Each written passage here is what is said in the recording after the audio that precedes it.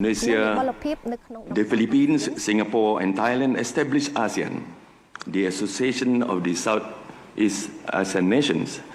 The founding fathers of the region not only established the regional institution, but also laid the groundwork and the foundation of our region's future. When ASEAN was established, it was intended to be, first and foremost, a political and security project, a project aimed at regional peace. This is the genesis of ASEAN. The declaration was made in 1971, declaring ASEAN as a zone of peace, freedom, and neutrality, or known as ZOFAN. It is then further cemented with the Treaty of Amity and Cooperation in 1976. Its message was timeless: non-interference, peaceful settlement of disputes, renunciation of the use of force, and effective cooperation for regional security, regional stability. All this concretized ASEAN's commitment to regional peace and cooperation. And for nearly 6 decades, ASEAN has lived by it. In many ways, ASEAN is political and security miracles, resilient, adaptive, and forward-looking. Today, ASEAN stands at this critical juncture in regional and global affairs, a period defined by geopolitical disruptions that challenge the very foundations of our regional order. This threatens ASEAN's credibility as one of the most peaceful and successful regional organizations and integration projects in modern history. And in a highly interconnected ASEAN and world, a security shock is an ASEAN matter and a global concern. This is why everyone must make cessation of hostilities and peaceful resolution a top priority. Excellencies, the Chair is deeply saddened by the civilian casualties, and the prolonged conflicts affects livelihoods and contribute to the significant internal displacements. As colleagues are aware, since the start of hostilities in July, Prime Minister Anwar Ibrahim has tirelessly worked to facilitate an amicable solution through constant engagement with both the Prime Ministers of Cambodia and Thailand.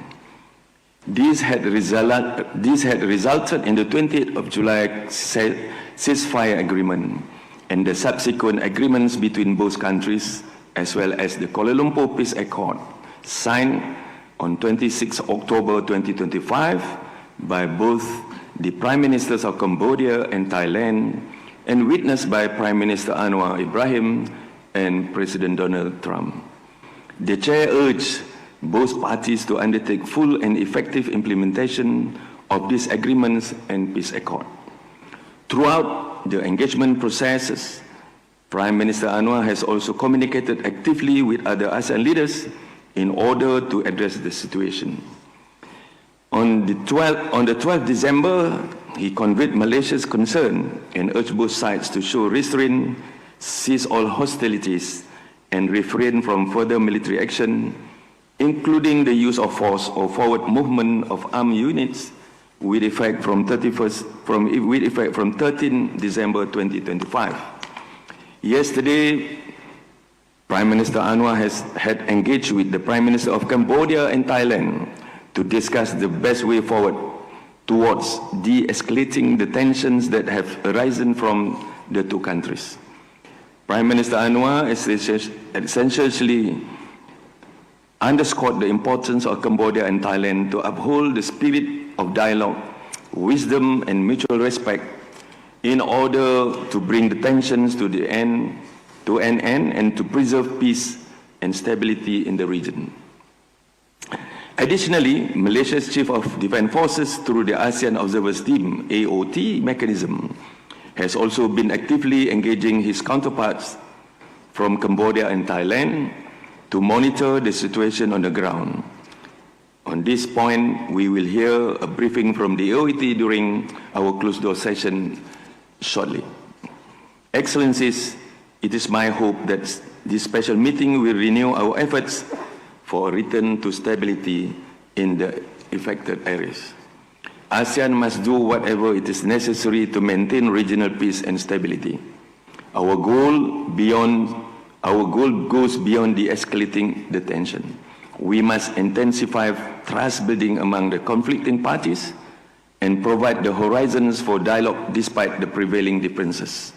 If we do not yet have all the answers to the conflicts, we do have something just as powerful, the lesson of the past.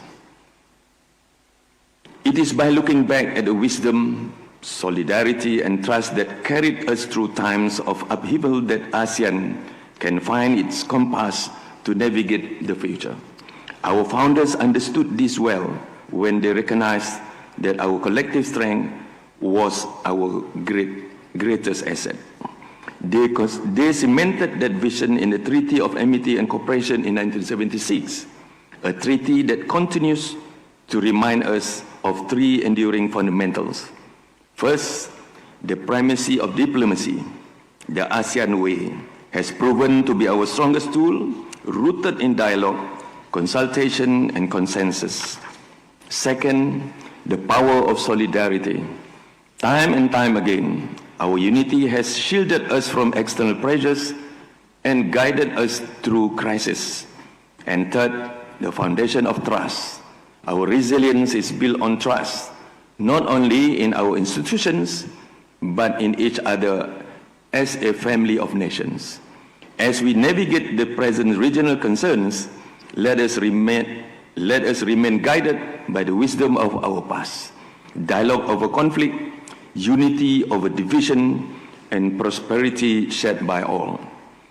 And let us never forget that the greatest wisdom of ASEAN is our collective will, the will to bind ourselves together in friendship, cooperation, and trust. Excellencies, in a highly interconnected ASEAN, we must consider the wider ramifications of the continued escalation of this situation for the people we serve. I urge all of us to give this matter your most urgent attention. Remember, in the eyes of the world, we have grown and thrived, and in the eyes of the world, we must also overcome our challenges. On my part, I thank His Excellency Prak Sokon and His Excellency Sihasak Puang Kek Tiao and other colleagues for your continued engagement with me as Chair.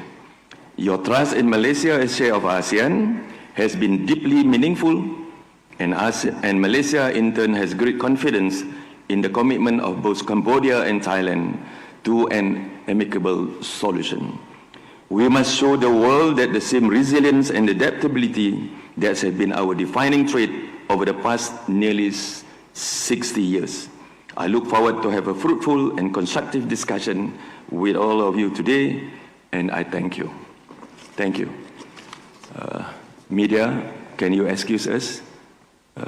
We want to have a closed-door meeting, and you can have your coffee at the coffee house. Thank you.